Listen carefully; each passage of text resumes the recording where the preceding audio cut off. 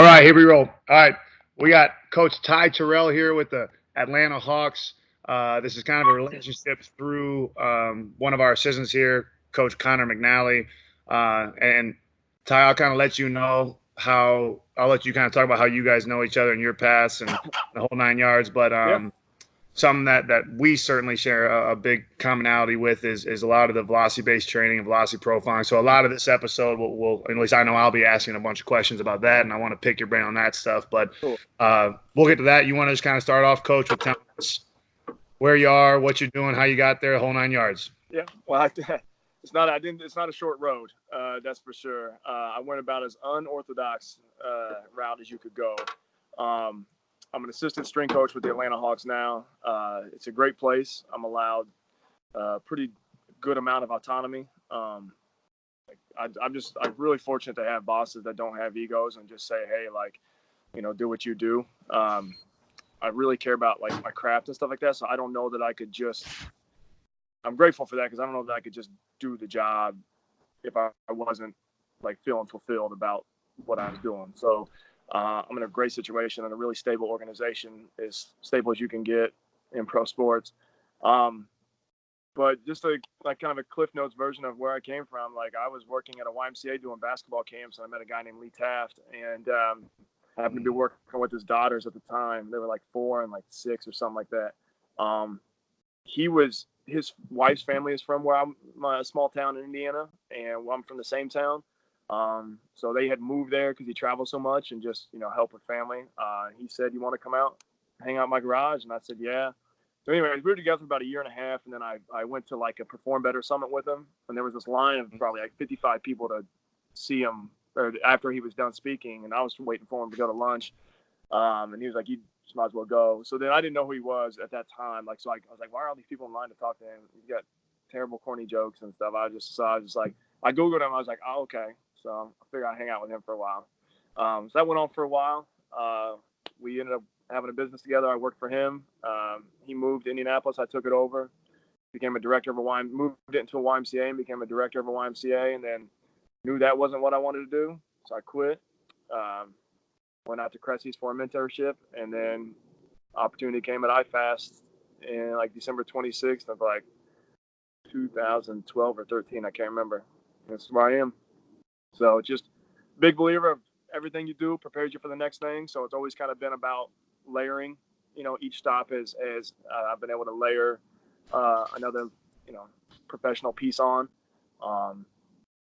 It's letting me where I'm old for starting in the NBA, but I'm thankful that it's taken me this long, because when I got here, I just feel like I had a skill set where I could jump in and at least be helpful, right away, versus like I look around the league and it's nobody's fault that you're 25 and you have this job. Like, who would not take that job, if it was offered to you? But you just haven't had enough. I mean, we've all started, like if we look back 5 years ago, we were like, man, we didn't know half as what we know now. We're just all better now. And so, they're a little bit older for interns. But those are the people that like we're looking to hire from my understanding, at least. Right. So. I know in football, one big thing we need to continue to get through is just integration of all those pieces you just listed. Like everybody's like big time scope of practice, and the nutritionists want to stay on in their lane, the PTs, the ATs, the strength coaches. I'm a full believer in integration. I think we need to work towards that in football. Where are you at with that in basketball? Like, what would you say? I mean, are you guys more integrated than us, do you think, or less, or where do you guys fall on that spectrum? I think that's the battle everybody fights. One thing that realized that kind of hit me real quick last year was my first year down there was that it's so not about you. And while you may have a skill set that is, whatever, however big and wide, the team at this point in time, they only need you to utilize 20% of that. And so if you have an ego, which all of us do to a degree, because I mean, you guys are the D1 level, like it's like we're all successful. And so there's always going to be, to varying degrees, of an ego, and to say like, and you're always trying to prove yourself because of job security. Unfortunately, that's the case, at least in pro sports, is you get 2 to 3 year contracts. Like a 3 year contract, which is what I have, is considered a long. That's huge. And so, and it's year 2, and we're already talking about, your mind's already on the next one. But yet you have 2 more seasons to get through that you have to give the best you can give to athletes. So, anyways, so there's this there's this constant. It's not if you want. It's not set up. It's not an environment set up for like the best because people are constantly jockeying. Speak to me in anatomical terms. That way we have a common language, and everything's good. Yeah, So, I mean, I think that we talk about here all the time is just lenses and how many, if you look through everything through one lens, you're always going to see the same thing. yep. Um, and then we all have our own biases, whether you want to admit it or not. Every single human being has bias, Oh yeah. and so to me, like, the more it's why I love doing this. It's why I love talking to you today because you don't have the same bias as I have. Hmm. So I can That's sit here and I important. can always take something from you just because you have a different lens. And I Right. think the problem is we think people are wrong just because they have a different lens. But you just said it, right? You and this and She means X. All right, we're good. I see the same thing. So it's just you just gotta find a common ground. That's and what it is. I don't know why we're like this, but I wish people were more okay with just like it's okay to disagree, like Yeah. that. And especially in our industry, everybody wants to know like the what is the one way or what is the right way. I mean, let's just look at research, right? If you could show me probably any piece of research to where I could find a counter argument against it in research. Yep. And so we were talking about this morning, like is vitamin C absorbable through supplementation. Well, for every supplement you could tell me no, I could probably, or for every research article you could tell me no, I could probably find one that tells me yes. Yeah. And so at the end of the day, it's a result based industry. But at some point in time, it's okay to disagree. Like it's Mhm. okay for us to have differences in philosophies. It doesn't mean we have to stop sharing and talking and doing those things, but everyone's so scared to disagree in our industry. It blows my mind. Well, that's society in general. Like we can't have a conversation, True. a debate anymore. And I think that's just feeding down. But you're also talking about a job that is that is married to. I mean, we are educated via methodologies. Yep. Like I learned more anatomy through PRI. With doing speed work with Lee, like we didn't address anatomy a lot. We addressed more physics and physiology. And so that other side helped me. But like I was married to her for about 3 years, and then then you kind of get some perspective. You just hope that you don't insult anybody during that the time that you're married to her. But yeah, you can. Our industry is full of just doctrines that we can't escape. Um, and that's fine. It is what it is. Yep. But I agree You with you. you brought it up twice now, PRI. Why Yep. don't you go through what it is and then how you use it with the Hawks or I guess in any Yeah. way. I mean, it's my framework. It's based off of and Bill has expanded on that, and I don't know how much you've seen of this, but like Bill's kind of living on Mars right now, and it's incredible Yeah. stuff. Um, but it's my framework. Like I know what the anatomy is now, and I know that what that it's not just PRI, but PRI in combination with the internal physics that like Bill talks about, which is actually really cool. I'll kind of like sidebar this because um, Lee and I used to talk about a lot of things, and I would see a lot of things for 7, 8, 9 years that I'm like, man, I know this is happening, and this particular um, athlete with this particular framework, a narrow infrasternal angle or whatever you want to say, I always see them behave like this in the weight room or on the turf when they're doing, cutting or whatever. But now Bill has offered, an explanation of physics, first principles that has allowed me to say like, oh man, okay, so that's why I just saw these things for years, but now I have an explanation for it. So we have internal physics, like forces that are driving things, and we have anatomy that's working in conjunction with that. So that's my framework of knowing like where like why something might be happening or my expectations for if I see X, I know this, and I use it through my assessment. Um, but I don't necessarily follow an algorithm. I couldn't even recite the algorithm at this point to you that PRI uses. It's my framework for seeing movement, and it's my assessment, or at least a large part of it. Um, and it's kind of how, like, the tendency, again, maybe I'm seeing what I want to see, but the tendencies are there. But you also can't be blind to, like, say, hey, like, there are going to be a percentage of people that will oppose the traditional, patterns and things like that. Um, but I believe that stuff is really there. It just is going to be different for everybody. And but I guess it's just more or less a framework. The long-winded way to answer that. It's framework. You still have to coach what's in front of you.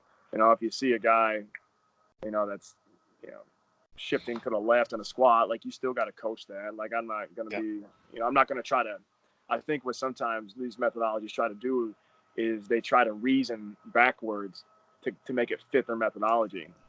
And sometimes we just need to say, this is what I'm seeing in front of me. This is my fear with all this, like, science that's coming out and all these methodologies, and we're putting, like, this is what keeps me up at night, but we're putting a lot of fancy terms now on things that's just used to be coaching. Like if you guys were just in a garage or in the weight room right there, we just would coach this stuff. We didn't have to, like, constraint-based learning. I'm like, yeah, I wanted a guy to stride out longer, so I put a cone for him to reach.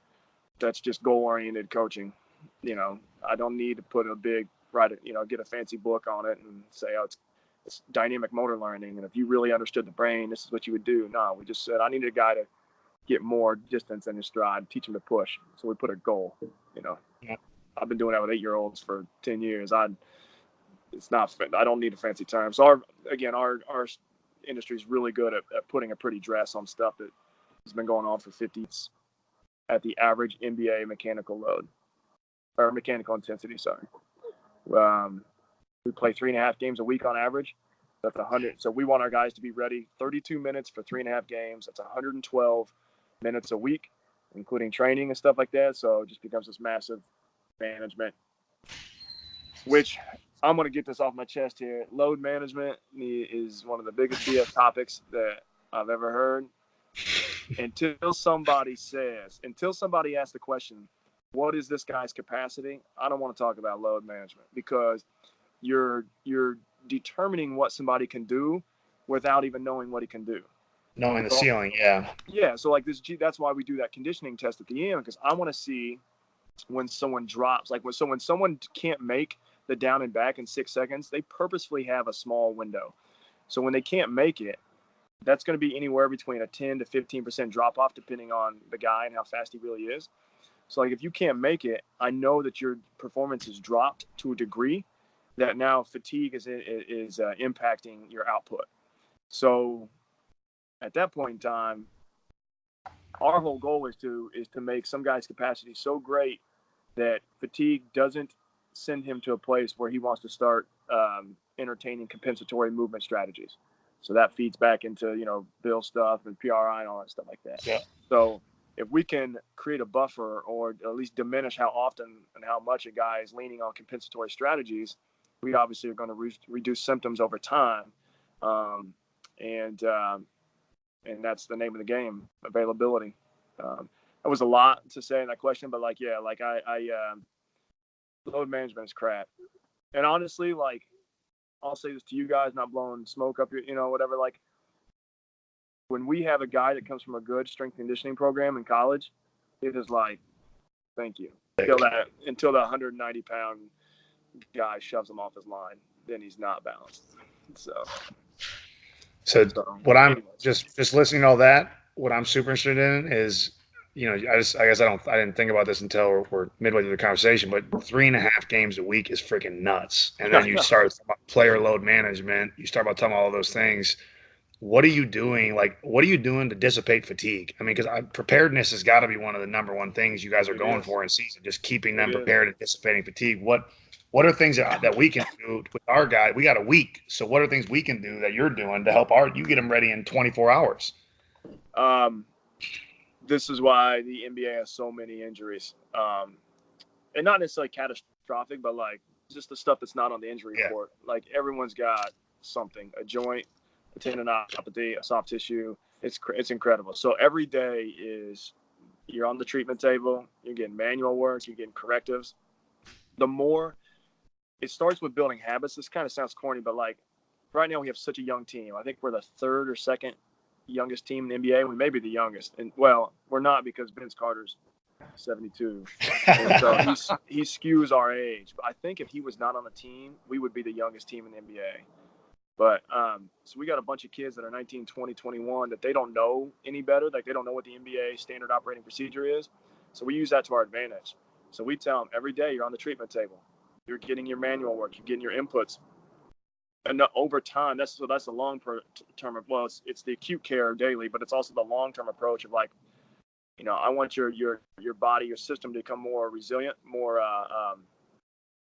kind of open to these inputs and the change that those can have. They get sent to us in the weight room. We do our correctives. We look at this at a couple different ways. We have cryo, hot tub, cold tub, whether it's at the arena or in the practice facility, we have it there. We've got Normatex, you got game readies, you got all these things. We got float tanks, we got all these things.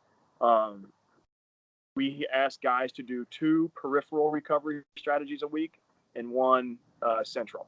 So like the float tank isn't addressing anything local, right? So it's more of a central, excuse me, a central recovery strategy. Most are doing both. So like a massage therapy session is very locally based, but like if you're just chilling out and you're actually getting your autonomics to tone down, it becomes central too. Same thing with Normatex and whatever. We have a recovery room that was built in our practice facility and in our arena, and so everything's a lot easier when you have the resources. I'll just say that right off the bat, right? Like you guys probably don't have a recovery room that has 3 massage chairs, a sleeping chamber, and the lighting is made and everything, the temperature controlled to induce like, the right amount of like, tone down or whatever. Like I understand that's not the case all the time. Sometimes though, it's as simple as just like BFR, like we're going to lay here and do an ischemic protocol, and it's going to take you about anywhere between 20 to 30 minutes. And then maybe we go through like a mobility circuit. Now I'm just like old school, like literally like band pull down, straight leg raise stuff, and maybe some, band assisted stretching, on like pulling the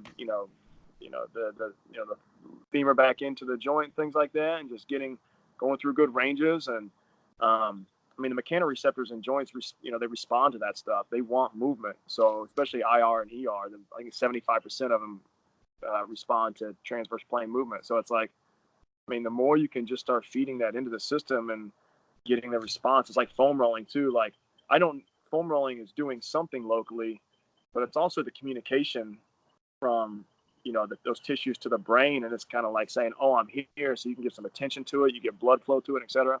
So anyways, to answer your question a little bit more clearly, they get 2 local and 1 central recovery strategies a week. They have to. It's part of our program. Well, they don't have to, but they don't know that they don't have to. Again, right. They're 20 years old. This is just what we do. We are big on building these guys in the weight room. So that's their best recovery strategy. If I have a peak force of 5,000 newtons and it takes 3,000 newtons to drive by you, so that takes 60% of my max effort to get by you. Well, if I'm not well developed and I have a peak force of 4,000, it still takes 3,000 newtons to get by you. So now I'm working at 75%. So can you do more reps at 75% than you can do at 60%? The answer is no. So then what happens? Because I have to do those reps. I have to try to get by a guy. I got to sprint the core. I got to do these reps. So if you're not building a guy's capacity, and I'm not just talking about conditioning, I'm talking about, his physical resources, output, you're lowering his ceiling for what he can tolerate and do before you get a negative, situation. Again, compensatory strategy. So we develop these guys in the weight room, much like you guys do. It's kind of a college approach because we have such young guys with low training age. Like some of these, it's just like if you guys got freshmen and sophomores in, and you're like, shoot, this guy came from a high school that he didn't do a lot. You have to develop these guys, and so the short-term approach is manual inputs, recovery strategies, and just continuing to do like minimum dose in the weight room. That's in season. The long term approach is um, because these guys have incredible nervous systems. We can use tools like BFR to decrease the CNS load. We can get some changes during the season, but then we do an 8-week boot camp kind of at the start of the off season, and then we see them again in August, and we have 2 months before the season starts. So we get about 4 months of training with these guys in the off season, and they train. I mean, they really do. They don't always love it, but they do. So you know how it is. But like, if we can get a couple years of that, like 2 to 3 years with some of these 20-year-olds that we draft in the first round, like they're way better off than what they would have been without it when they came in. So that's the long term. Long term is training. You guys use like actual BFR, or use like cuffs, or what do you use? Yeah. We just Owens Recovery Science. We have their cuffs and their units. We have two of them. We've got with all the tendinopathies and things like that, and again the fact that it has like an analgesic effect, like a pain reducing, and the Yep. fact that like I don't have to put a lot of weight on a guy's spine. Yeah. Load is so high. Right, and they still, I mean, listen, we still load these guys. We like, I just had a guy who's coming back from a knee situation. He's kind of in stage with this, like where we actually start doing some load. We did a Kaiser belt squat and with BFR, and I mean he's getting crushed. Yeah, I mean, yeah. but like it was good crushed, right? Like it's the it's the kind of way where he's like laying on the ground next to the machine after the 4 sets are done, but like he gets it like an hour later he's like I actually feel great. And then he goes on the court and does his basketball workout, and the coach is like, he's moving awesome today. He said he didn't feel any pain. I'm like, good, Yeah. good. So the trick in this league is to find as many ways to cheat the system as possible. So if we have to use a BFR cuff and cut the weight in half, so be it. We test every 4 weeks so that we make sure we're not going backwards. We test every 4 weeks to make sure that, like, hey, I was anticipating this change after this training block, but I didn't get that. So what happened? Did I not periodize well? Did I, should I have implemented more recovery strategies? Was I below the minimum dose, I needed? So these are just things that you kind of, and the cool thing about, actually, I'm jealous of college guys because you get multiple years with players. And so you get to learn how they respond to stresses. And so that's a big thing for me. Like, we have a bunch of guys on rookie contracts, so I know I'm going to have these guys for 4 years. So it's kind of like college again. And so it might not be to end of year 2 where I can say, and I know how Cam Reddish is going to respond to this weekly workload. And so that's kind of, again, that's short-term and long-term way of how I manage that. I've had that conversation so many times in the last 8 months since I've been here. I was at Akron for 7 years before I came here, and you don't even really realize it, but I knew how our team, our athletes, each individual, I knew how they would respond to anything. You know way too much about them at the end of it. Yeah, and as I can't even describe how much that helps, but I didn't really take it for what it was when I was there. When I got here and realized, like, I don't like, we would do things that I would in my office. I'd sit there and I'd go, we're going to crush this workout today. They're not going to feel anything. We'd get train wrecked from it. And then we'd be sore for a week. And I'm like, what's going on? And then there'd be days that I'm like, oh, this workout's going to kill the guys. They're not going to make it through it. We're going to have to deload the next 2 days because it's going to be, and they'd come and they'd kill it. Right. And I'm like, all right, and when I was started experiencing those things, then I'm sitting there, I'm like, man, like it makes a big difference knowing how your athletes respond to things. And I think especially as you get in season training or close to camp type training, that is so valuable because that's where you can't afford that mistake. You can't afford to underload it or overload it, and that's where it gets scary. You know what I'm saying? Yep. Yeah, especially if you jeopardize a guy's playing time or availability, like they come hunting for you real quick. One thing I will say is I'm big on stacking stimulant, right? So like I did this a lot with I used to do a lot of like with pro pitchers and college pitchers, and it's like if you pitched on Monday, I wanted you to start your week Monday night. So like, Yeah. and so I didn't want to put off another day. So my point to that is like, it's like last night we had a preseason game. Well, I had 4 guys in there, like they were scheduled to lift that night post game. So we do. Now it's responsible and things like that, but they still have to, you have to, put a stress on their system while on adaptation. So like we lifted post game, knowing that today was going to be an off day, and then we're gonna have a really hard practice tomorrow. So instead of having them come in on an off day, which is always a hassle, and making them lift hard, and then be sore and be crap for tomorrow, I'd rather let's just get it done tonight. You don't got to come in tomorrow. Friday you'll be well rested.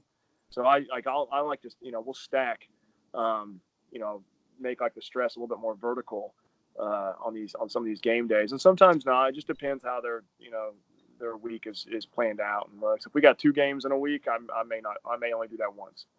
Yeah. But if we've got 4 games, like on May, we have 3 games in 5 days coming up from the 14th to the 18th. So I know that like if this guy is due a high threshold training stimulus, we have to get that in before he goes, before that 14th. So so let's say it was tonight was a high threshold, or last night was, what is that, the 10th, the 9th, today's the 10th. And so we'll probably do it again on Saturday. And then he'll have 2 days before the game, and then I'll get a medium one on probably the second game of that stretch. And then we'll just go into a recovery phase for like 2 days, and then we'll hit it again. Yeah. It's a balancing act for sure, and it's not perfect. It's far from perfect. Like anybody who says, "Oh, they got this figured out," like with this 82 game schedule, it's one, I want to meet them, and then and 2, I'm going to be skeptical right off the bat. No, I'm 100% on board with the thought process. It's a little tricky in college football too, just because of the way the guys' weeks are mapped out. But I mean, so for us, it's similar. We'll obviously play on Saturday. On Sunday, I try to keep that our heavier lift and get it done a little earlier in the day, because then they have all Sunday off.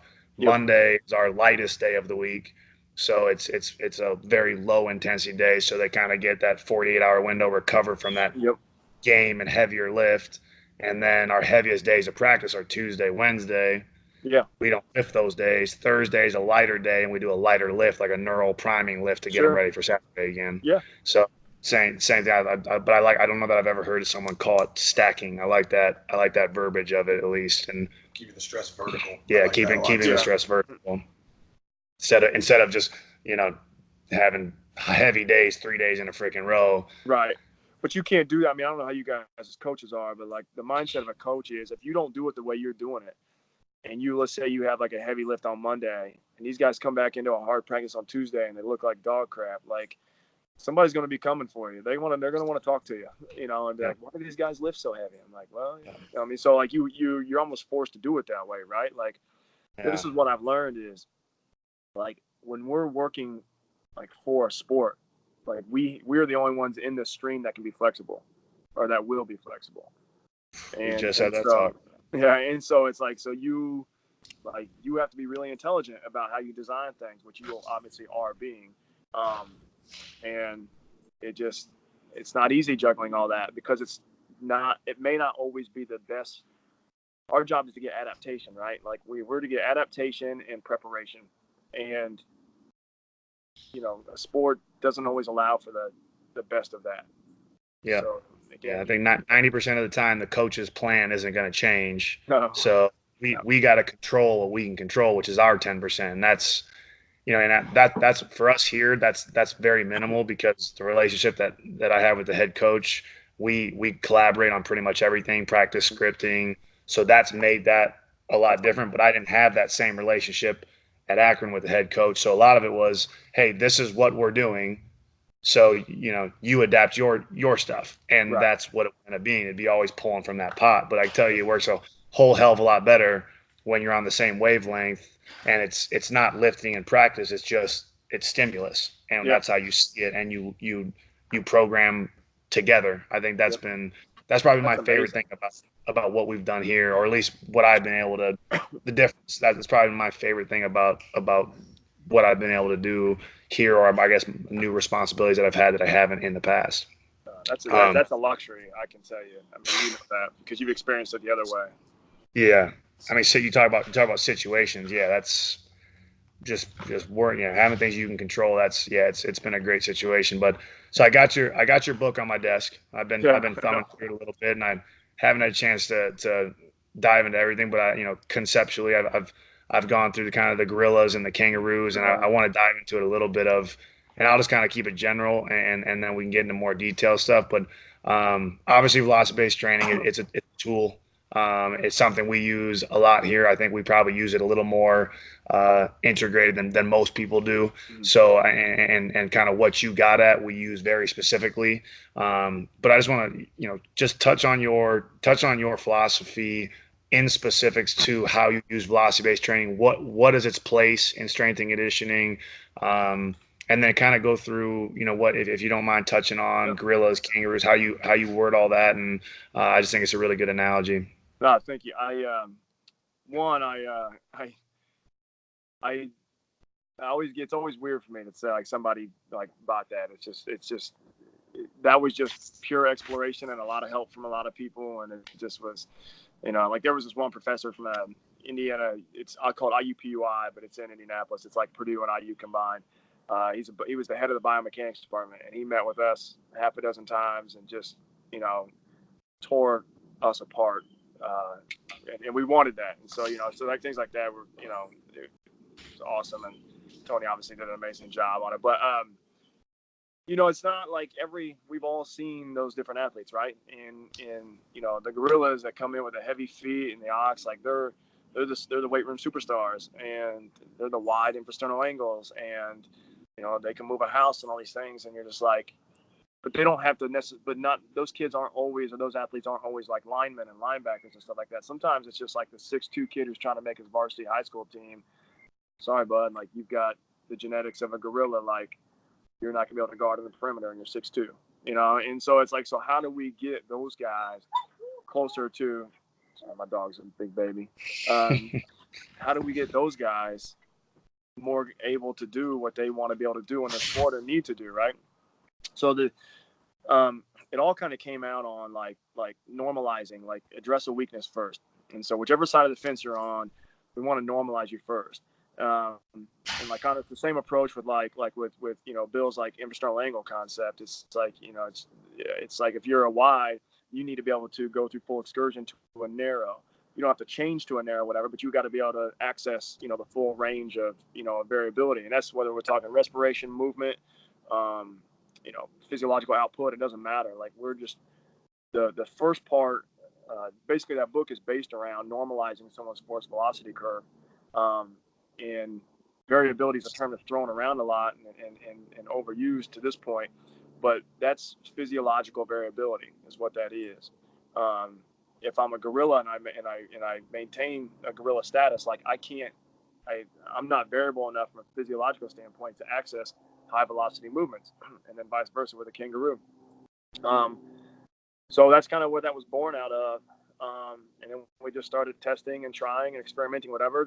If I were to do that book again or that manual, whatever, like there are things I would change on it. There are things that like if I dove in a little bit more, I'd have to look at it now. But like I don't think any of it's inaccurate. It's been checked again by biomechanics professor and things like that. But got plenty of data to back it up and so forth. But um, it was just born out of the athletes in front of us, and we said, hey, this person's got to change a little bit. Like why can't I? Like I'm really skinny, and like and I you put I'll crumble under 300 pounds. So like what about me makes makes it that I can bounce and jump and dunk and whatever, but I couldn't pick up 300 pounds. Like why? Yeah. And then you start going, reading, through physiology textbooks, and then the SAID principle got introduced, and it's just like, okay, so you may already be genetically predisposed to a certain one, but people tend to go do what they're good at. So if I'm a gorilla, like I'm probably going to end up being a 500-pound deadlifter because that's what I have success at doing, right? And so, well, now you're just skewing yourself further to that. So do you need to be a 500-pound deadlifter? some guys do, some guys don't. And that's just, I don't know if I'm really answering that, but that's just kind of where it came out of. So, Yeah, well, I guess what are you doing specifically? So if you let's just say you got a grill that comes in your weight room, and so he's a guy that he has explosive strength deficit, right? He's further up that curve there. What are specifically how are you using velocity based training to correct that and shift that yep. curve and make him a more well balanced athlete? So the first thing is I need to know what his sport, what he has to do in a sport. Yep. So if he's an offensive lineman, we may want him to be as gorilla as possible. Because he just got he's a brute force hand to hand combat guy. And I'm speaking generally without. But let's say he just needs to be more. He still needs to be more dynamic. Let's say he's a linebacker that runs a 4.9 40. Well, that doesn't cut it in today's football game, right? Like, Jalen Smith might be one of the more prototypical guys. That guy's fast. He can go sideline to sideline. So, anyways, I want to know. So right off the bat, we go through a maintenance strength thing. Like, I don't want him to lose strength because that's what he is, So I don't want him to lose that. I don't want to ignore that. What I want to do is to get him to lift with more speed. So, like, if this is my loading window and I'm successful here, so like this would be like the fast end, this is the slow end. And if you look at peak force and a rep, like once the weight gets so heavy that you can't produce, you're no longer producing your peak force, to me you've gone beyond what that person should do as a quality rep, and you've gone beyond their capabilities internally to have proximal stability and control for maximal output.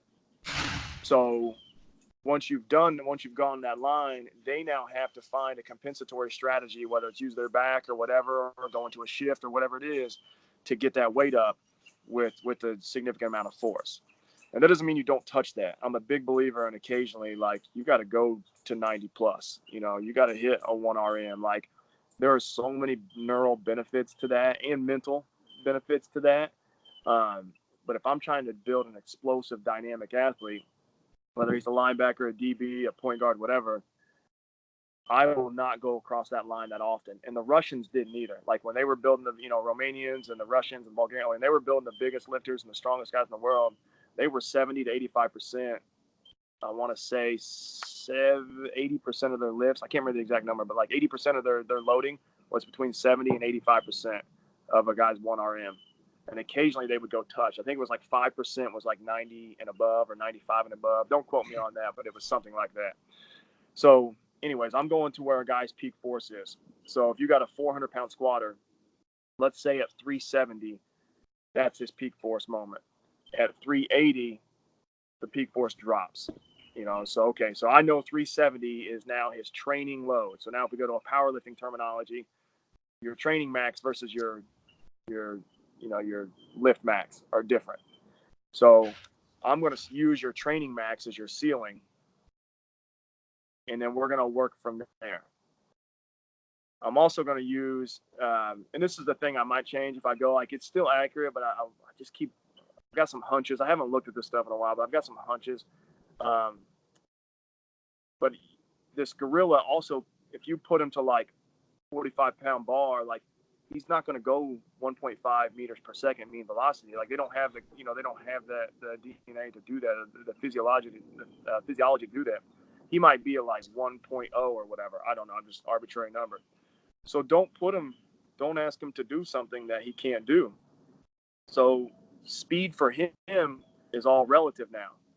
So like long amortization, plyometrics, things like that. That becomes speed work for him, where he just has a longer ground contact time.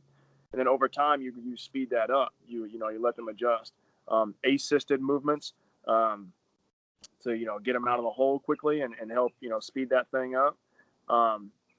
But quickly, once that's normalized from assisted, I would go to band resisted stuff at somewhere in the power zone, somewhere in that power zone to move it.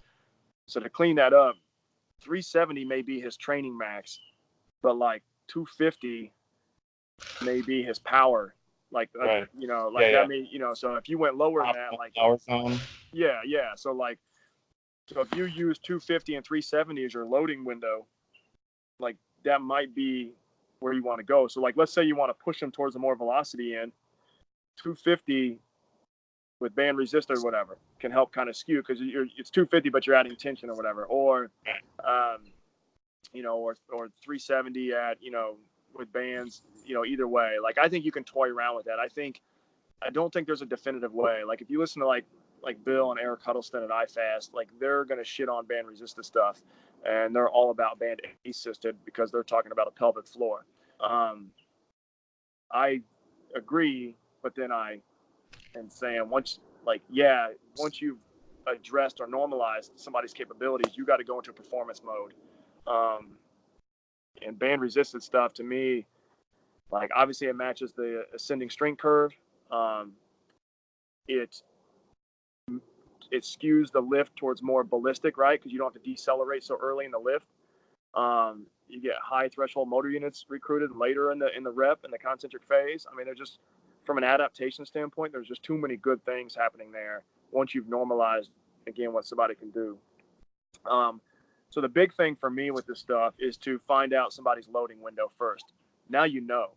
Now you just choose like what quality do you want? Like, do you want them to do things a little bit faster but still maintain strength? So you could use a 531 template like this. Your one may be 370 to maintain it, but like your 5 and 3 could be it's going to be lower weights, but for that guy it could actually be more power training, right? Like you could actually that could be used as, because let's say you go 531 at that, and I can't, and whatever the percentage will be, but like if the 5 ends up being 270, shit, that's only 20 pounds away from this guy's power max zone.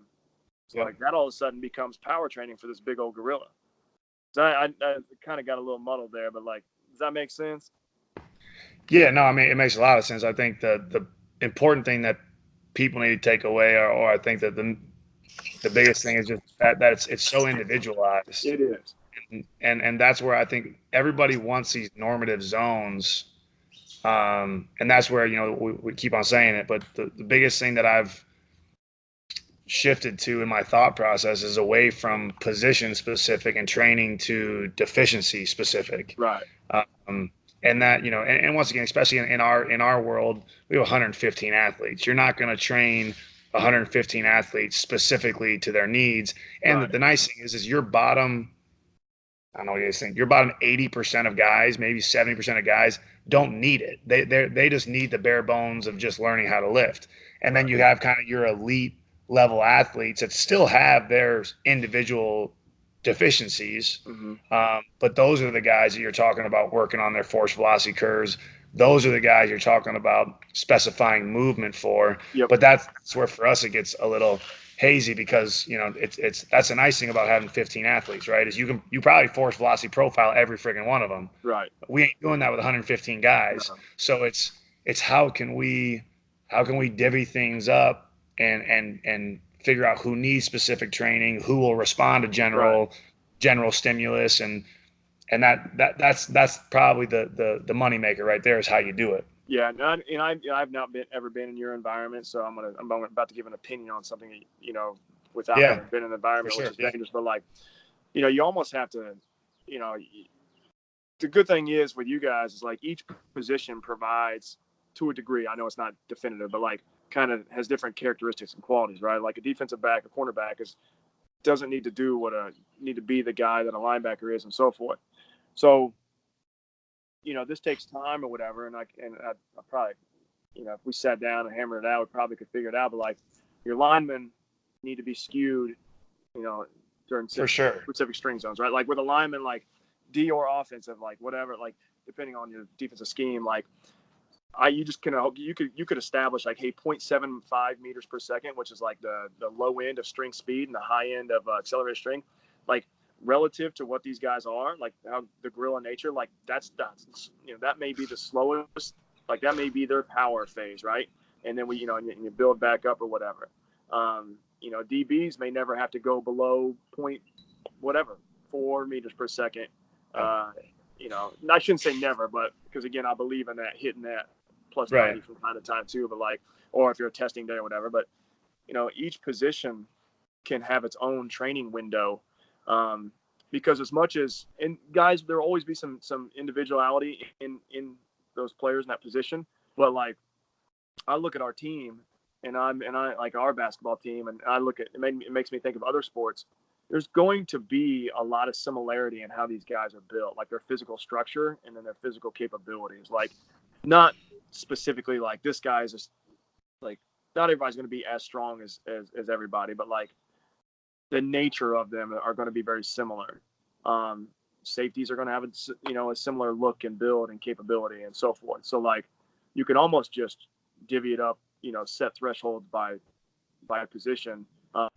I think about football a lot because you guys have probably the toughest sport to strength and condition because of the volume and the spectrum of athletes that you have to deal with. Like, that's crazy. Like, you got, 115 athletes, and how many strength is it? You three?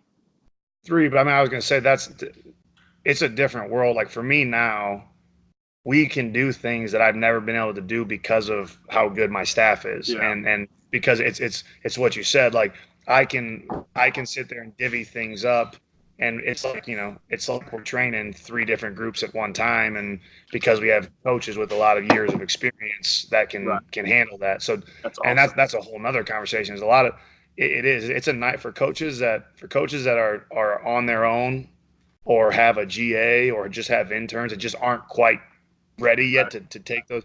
It's a complete different ball game. And for us, having two full-time assistants here that are football only, like what that allows us to do, especially with what we're talking about, like Right. deficiency-based training, Yep. it's night and day, Yep. and that's strictly because of them that we can do that. And I this came up in my head when I've always had this theory that, like, we talk about a foundation. When you're talking about like this lower end guy, they just need to train. It doesn't matter what, they just need to kind of learn how to train versus like, guys that are more experienced need specialty. That's just GPP versus SPP. If you want to go, Right. again, we can go old school and talk about it. We can go new school, talk about it. Like, I don't think these things are brand new. I think they've been around for a while and they've been written about. I think we're just, we got some cool words now that we can describe them with now. But like, um, I mean, I went back and looked at some of my data with guys, and I think that you should be able to squat your body weight at 1.0 meters per second. That's the center of power. That's right in the middle of power. It's the heart of it. And I think that means you now have your foundation. Like the Russians said, you need at least 3 years to build a foundation with their younger athletes. I went and looked back at.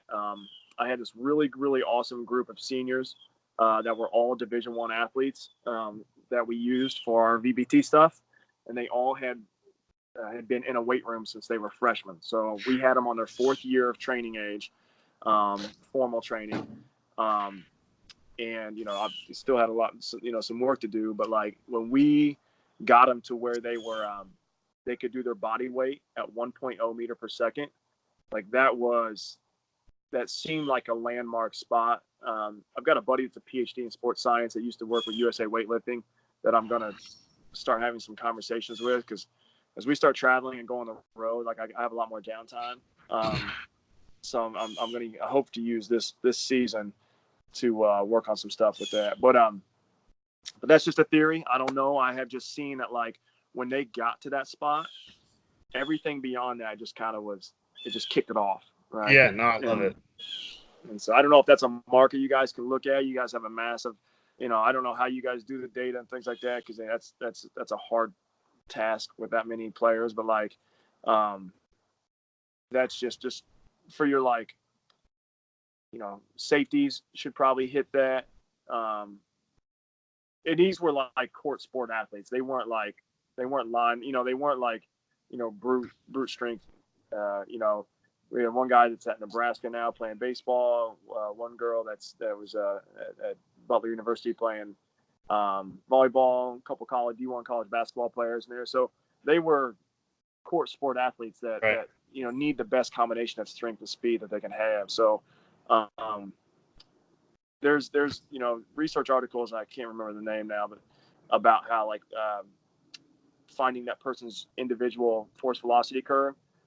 And I think that when you can squat your body weight at 1.0 meters per second, you have found your, I guess, for lack of a better term, foundational force velocity curve.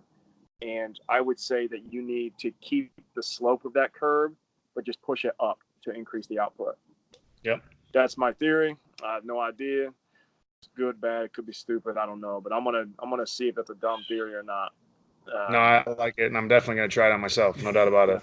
Perfect. You tell me if I'm stupid. I don't care. Like my wife just been sitting out here shaking her head. I mean, she's like, "You're done." I mean, it just, she. I've run into a lot of stupid moments. So that's.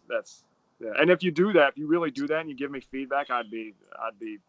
No, That'd I be. will. Trust me. I'm all about open forum. But man, I tell you what, tons of freaking great stuff. I got a whole page of notes here and things that Okay. I took down and took away, and I feel like we could probably talk for about 3 more hours. But I like to keep this some sense directed towards younger coaches, just because that's kind of how this whole thing got its start. Was me Mm-hmm. trying to put out staff devos that young coaches could have another Yep. source for. So, what before we wrap up, if you don't mind, just what's um, some advice you would give to some young coaches who are just trying to move up in Yep. the career and do those kind of things? So I'll give like a two-part answer here. You asked a question that I don't know if I fully answered the way I want to earlier, but know the cause uh, know the cause and effect of your training. Like, and that comes to knowing, the response and adaptation to training, which is physiology. So like, I you talking to me about gorillas, or you asked about gorillas, kangaroos, what that all means. Like, what is consistent heavy training going to do to the tissues, the sarcomeres, the nervous system, your rate of force development? Um, what is all that going to do? And that's in books places. I mean, you can find that. You can find research on that. What is plyometrics, max speed sprinting? Like, what is that going to do? To the tissues, to the nervous system, and everything like that. If you know the cause and effect of your training, then and that takes time to do it, you'll know what training to choose. And our industry wants to pick. We want to learn PRI, and we want to be pseudo physical therapists and pseudo sports scientist people. And I'm like, man, how about just be a good coach? Because I mean, I'm telling you, the best coaches I know are doing this, and they just know how to con a project that just is like common sense. So anyway, I had to get that out. I can't say that in the house. I had to get off my chest. So that's know the cause and effect. And just don't be in a hurry, man. I am huge on apprenticeships. Don't be in a hurry. I think I see a lot of guys that get to great positions and they're not ready for it. And they may be really good at doing that stuff, Yeah. but right now they're not. They're not bad. I'm just saying, like, gaining experience and spending time in situations is really valuable. And I spent 4 years with Lee, or 3 years with Lee, and we've Lee Taft, and we've maintained a relationship. He was in one of the groomsmen of my wedding. I spent 5 years at IFAST. I spent 2.5 years on my own as a director of a YMCA and running a business. Um, I just I have enormous lessons from every single one of those experiences, and so just know the cause and effect of your training, and don't be in a hurry, man. Be an apprentice at some point in time, and embrace being an apprenticeship. Like Connor, I'm not saying like Connor's a really smart guy, but like I don't know how long he's been with you, but he should want to be with you for as long as it takes for him to feel comfortable and competent at like not walking in to the next job and learning as I goes, but walking into the next job and being like, I'm fucking ready for this. Yeah. And I'm 37. I walked into my job at 36 actually with the Hawks, and it's probably about 5 or 6 years later than I would have liked in the grand scheme of things. But like, I was so ready to do my job and then some. And here I am, my second year, and this isn't bragging. My second year, like, I have full autonomy. I mean, I'm in charge of developing all our young players and first round draft picks, and Cam Reddish, Trey Young, like those guys are all my responsibility, and I wouldn't have had that if I was 25 coming in and like being like, not knowing how to go, So, anyways, that's whatever. No, That's my 2 cents. I'm with you 100%, coach, and I appreciate you. I appreciate you spending your off day with us here. No, I got nothing. This is I'm avoiding picking up my yard, so like this was perfect. And so if you guys want to do this again, like I know we didn't get to speed. I love talking about speed. I don't talk about it enough. Spending all that time with Lee. So I mean, you don't have to, but like I'm willing to do this whenever. It's not a For bother at sure. all. Part two, we'll fire it up. All right, perfect. So All right, Coach. I appreciate you, man. Thanks so much. absolutely. All right.